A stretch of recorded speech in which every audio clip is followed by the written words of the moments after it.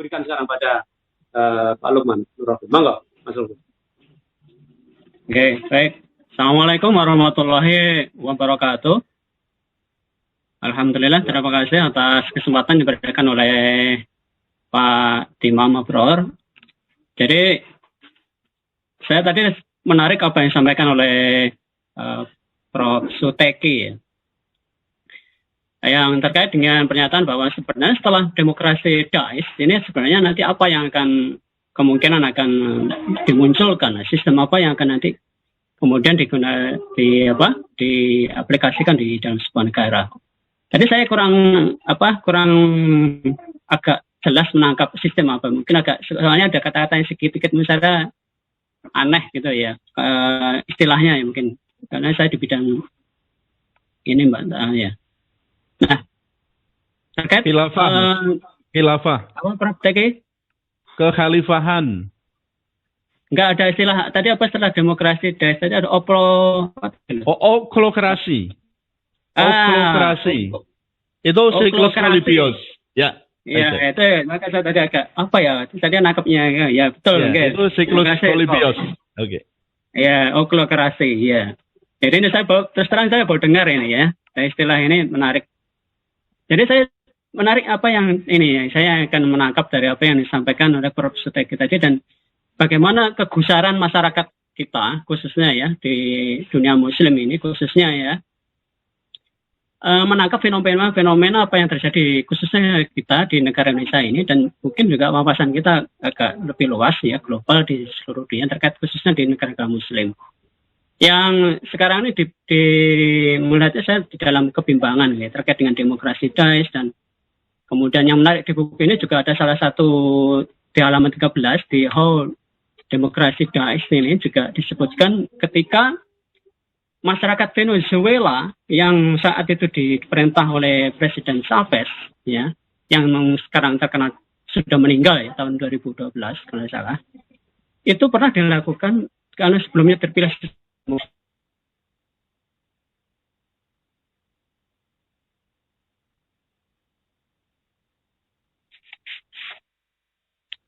Apa ada gangguan audio dari Mas Lukman? Ya, kedengaran juga nih. Ya, udah. Maaf. Suara saya nggak dengeran ya? Langsung Pak Lukman, langsung. Bagus. Oh ya.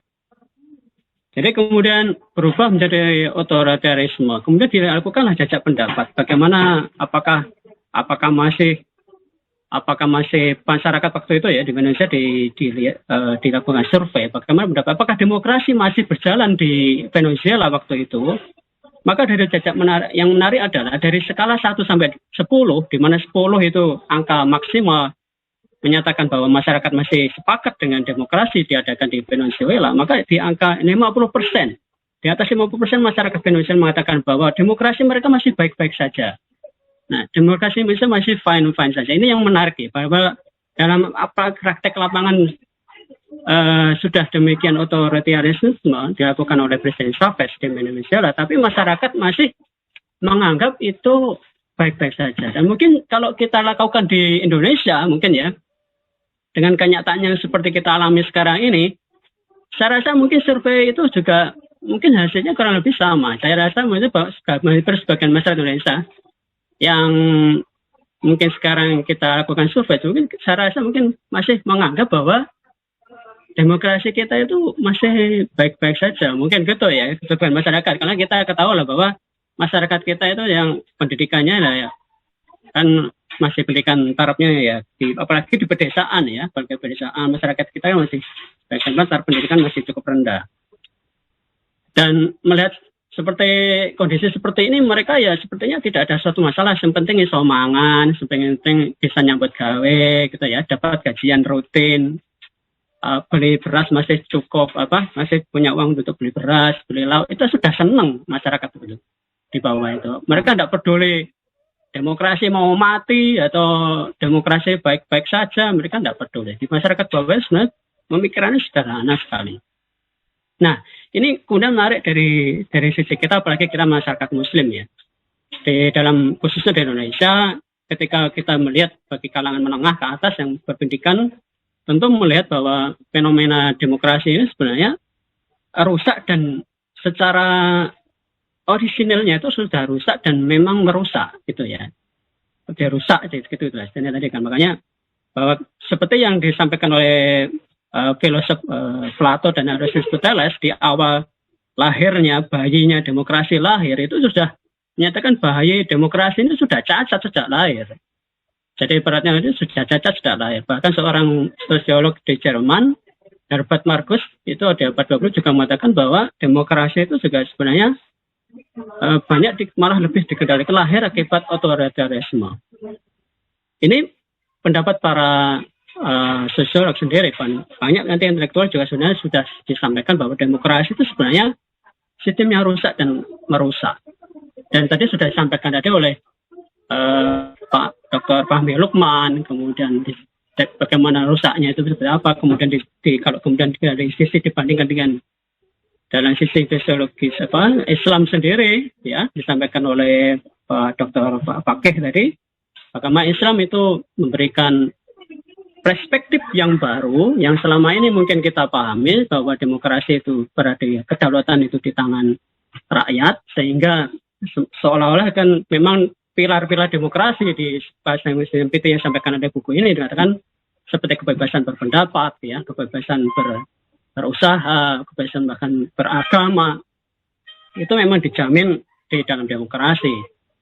Nah inilah kemudian ini bertolak belakang ya dengan yang dipahami dalam Islam. Islam mengatakan bahwa tadi sampaikan oleh Dr. Fakih bahwa kedaulatan artinya bahwa hukum itu adalah di tangan Allah Subhanahu wa taala, Al-Khaliq, yang menciptakan manusia dan seluruh dunia beserta isinya.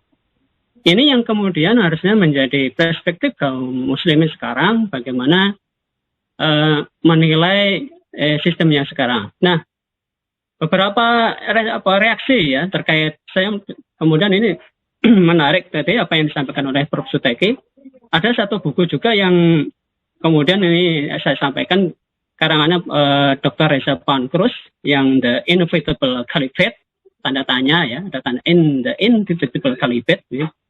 Profesor Dr. Reza Pankrus ini merilis sebuah buku tahun 2013. Beliau ini adalah alumni dari London of Economic School. Jadi bukunya adalah buku disertasi beliau yang merekap, artinya melihat bagaimana pergerakan kaum muslimin terhadap respon-respon demokrasi selama ini dari mungkin era tahun awal abad 20 sampai sekarang. Ini kemudian yang menarik bagaimana pergerakan-pergerakan seluruh umat Islam menghadapi apa yang kita sebut tadi ya, kebingungan di dalam demokrasi ini. Ini kita mau melirik kemana ini? Seperti respon ketika ada situasi di Palestina, kemudian seperti itu, ada penindasan. Kemudian sekarang ini ramai di Syria, kemudian di mana-mana di negara Muslim sebagai sama saudara tentu kita ingin berusaha menolongnya. Dan selama ini hanya sebatas bantuan kemanusiaan ya dan diplomasi saja. Nah, ini melihat saya di buku ini, kemudian menarik itu di bab terakhir, di bab 8, di bukunya Dr. Reza Pankrus ini kan The End of History. Jadi The End of History ini mengungkap bagaimana perasaan kaum muslimin terkait pemaksaan demokrasi yang mereka alami sekarang ini, yang menyebabkan kebingungan ya dari terutama di beberapa negara, itu disurvei di beberapa negara itu apakah mereka akan meniru seperti republik gitu ya sebagai nanti penerapan demokrasi ini apakah seperti di Mesir misalnya, kemudian apakah monarki di Maroko atau di Jordan, atau kemudian apakah di Turki misalnya sekarang yang menjadi idola ya, mungkin sekarang beberapa pergerakan ini mengidolakan kira-kira seperti Turki lah mungkin gambaran demokrasi sistem yang ingin kita bangun gitu ya. Nah, makanya beberapa kalangan ini menyebut ini menarik untuk dikaji dan The Inevitable Caliphate ini sebenarnya sudah sangat lama ya, buku ini terbit tahun 2013 tadi.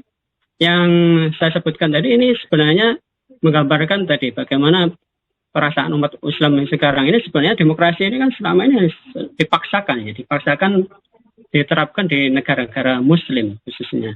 Nah, yang tentu saja ini dalam tanda kutip tentu banyak sekali dalam hal penolak. Tapi kemudian di sisi pihak selama ini kita juga merasa di kaum muslimin juga merasa agak istilahnya gundah gulana atau gimana. Karena kita mengerti bahwa sistem ini sebenarnya banyak kaum muslim menyatakan ini tidak sesuai dengan apa yang kita pahami dalam Islam. Tapi faktanya beberapa tokoh atau ulama ya dari kalangan Islam pun menyatakan seperti di beberapa hal itu ada tokoh terkenal misalnya Dr. Syekh Yusuf Al-Qaradawi, mungkin beberapa ulama terkenal itu mengatakan bahwa demokrasi itu sudah kompatibel dengan Islam gitu ya. Ada menyatakan bahwa ada faktor-faktor yang sama dengan Islam, jadi tidak masalah ya demokrasi itu diterapkan di negara Muslim. Jadi ini hal-hal yang kemudian membuat kebingungan di dalam masyarakat di saat demokrasi mau seperti disampaikan di buku ini mau meninggal seperti oleh Dr. Fahmillah, kemudian akan dilakukan itu tadi yasinan, tahlilan gitu. Kapan ini matinya itu kapan ini kan kita bertanya-tanya apakah memang sudah mati seperti Profesor Taike atau memang ini masih belum ya, atau kalau sudah mati ini ibaratnya apakah seperti vampir gitu ya yang sudah mati tapi berusaha dihidup-hidupkan lagi dengan dijampi-jampi diberi gitu supaya mantra-mantra supaya tetap hidup. Padahal faktanya memang demokrasi itu sudah mati dari sisi sejak mungkin lahirnya yang disampaikan oleh filsuf Aristoteles dan Plato tadi. Nah, kalau kita melihat fakta-fakta seperti ini yang dikatakan bahwa demokrasi itu sudah rusak ya, kemudian memang dia sifatnya merusak ya. Tentu sebagai seorang teknokrat gitu ya, logika kan sederhana. Kalau kita misalnya menggunakan metode ilmiah gitu ya, kalau kita mensintesa, kemudian bidang saya kan di material. Nah, kalau kita kemudian mensintesa sebuah material baru, menggunakan metode tertentu, kemudian metode ini gagal ya. Kalau misalnya orang Jawa itu Gatot kaca, gagal total kacau balau gitu ya. Nah, ini kalau kemudian tentu kan kita harus tidak konsisten terus menggunakan metode ini untuk mencapai apa yang ingin kita sintesa tadi. Tentu kita akan, ini sudah sistemnya, metodenya sudah salah, kenapa kok kita terus bertahan, kok kerasan gitu ya dengan metode yang sekarang. Padahal tidak pernah berhasil, yang ingin dicapai itu kan tidak pernah berhasil. Kenapa kok kita merasa enjoy, merasa kerasan gitu ya dengan sistem yang kita atau yang metode yang kita gunakan. Nah, sebagai tenaga tentu, kita harus keluar dari sistem atau metode yang sekarang karena terbukti tidak pernah berhasil apa yang kita inginkan. Kita capaikan tidak pernah berhasil selama periode penerapan.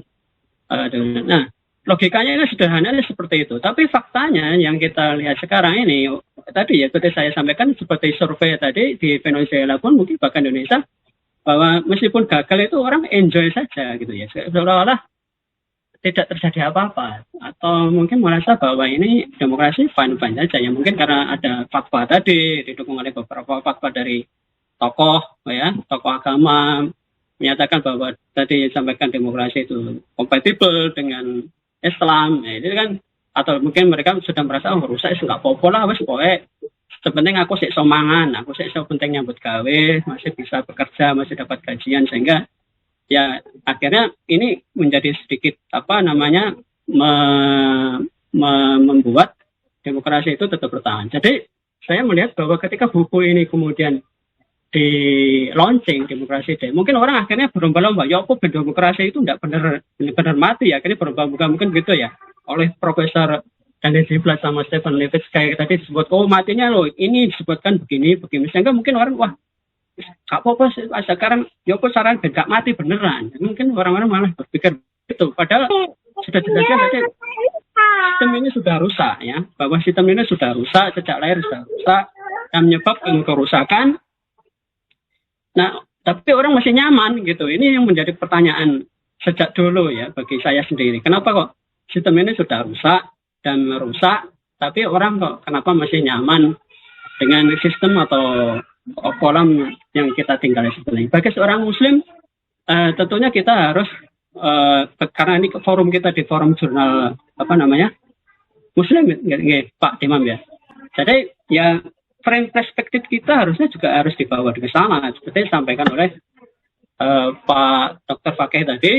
Bagaimana sih secara substansi, kalau tadi sampaikan oleh di buku ini demokrasi itu kan sebenarnya secara prosedural itu ya, bagaimana demokrasi itu mati. Tapi secara substansial buku ini pun saya melihat tidak memberikan pemaparan yang misalnya clear gitu. Sebenarnya substansinya apa ya, demokrasi ini die. Nah di Islam kemudian tadi di buku tadi yang disampaikan, ada salah satu kitab yang Nizaamul Islam itu karena saya Taqiyuddin itu mengatakan bahwa itu tadi kita sebut sebagai secara substansi kerusakan itu karena tadi kedaulatan itu ada di tangan rakyat, sehingga aturan itu kemudian semaunya atau seenaknya atau sekehendak para wakil rakyat tadi kemudian berusaha untuk membuat undang-undang yang menyesuaikan dengan keinginan mereka. Padahal kita tahu bahwa yang berhak mengatur kehidupan manusia bagi kita seorang Muslim itu adalah aturan yang diterapkan oleh Allah Subhanahu Wa Taala. Jadi kalau dikatakan dari kedaulatan di tangan Allah Subhanahu Wa Taala, itulah perspektif yang sebenarnya harus dibangun oleh kita, khususnya kaum muslimin. Demikian Pak Timam ingin saya sampaikan terima kasih. Assalamualaikum warahmatullahi wabarakatuh. Waalaikumsalam warahmatullahi wabarakatuh. Terima kasih Pak Lukman Nur Rahim, PhD. Jadi beliau membedah dengan memperbandingkannya dengan salah satu buku yang juga sebenarnya bestseller juga. Sebenarnya kalau di Inevitable Caliphate itu ada tokoh politik yang mau baca itu dan mengunggah di media sosialnya, ya pasti, apalagi sekarang langsung viral. Dan juga kita meskipun tadi 2013 tapi pasti akan dicari orang lagi dan akan dibahas rame-rame. Kita tunggu apakah nanti ada gubernur atau tokoh politik yang menyusul Pak Anies kemudian membaca buku di Inevitable Caliphate yang dikalang oleh Reza Penghars itu. Nah, saya ingin mengomentari sedikit. Sebenarnya di tahun 1990 atau 91 Pak Lukman Nur Rahim itu Fukuyama sudah menerbitkan satu buku yang judulnya The End of History. Jadi menurut Fukuyama dalam hal ini nanti saya kira tadi sudah dibahas oleh Dr. Fahmi Lukman dan ini menarik. Saya nanti ingin juga kembali ke Dr. Fahmi Lukman mengenai Fukuyama yang mengatakan bahwa sejarah sudah berakhir dalam artian demokrasi yang merupakan satu mata uang yang sama ya dengan liberalisme dan kapitalisme ini sudah menjadi juara dunia begitu. The end of history, sejarah ini sudah berakhir karena Fukuyama itu merujuk pada filosofinya Hegel bahwa sejarah itu berjalan linear dan akan mencapai puncaknya, dan puncaknya itu nanti yang disebut oleh Fukuyama sejak tahun 1990 adalah kapitalisme, liberalisme, dan dalam hal ini juga termasuk demokrasi. Saya kira nanti ini akan menjadi bahasan yang saya kembalikan kepada Pak Lukman Nur Rahim PhD dan juga Dr. Fahmi Lukman. Saya akan